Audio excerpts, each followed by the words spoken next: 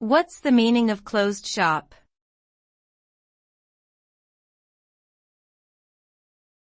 Closed shop.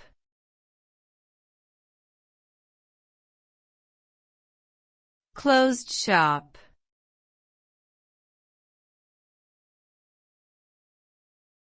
Closed shop.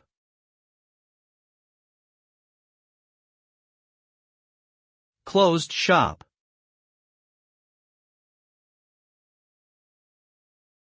A closed shop is a workplace where only union members can be hired.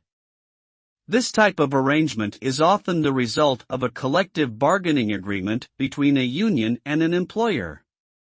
In a closed shop, even non-union employees are required to join the union in order to keep their job. The purpose of a closed shop is to strengthen the union's bargaining power by ensuring that all employees are dues-paying members. However, closed shops are generally illegal under U.S. labor law, except in certain limited circumstances.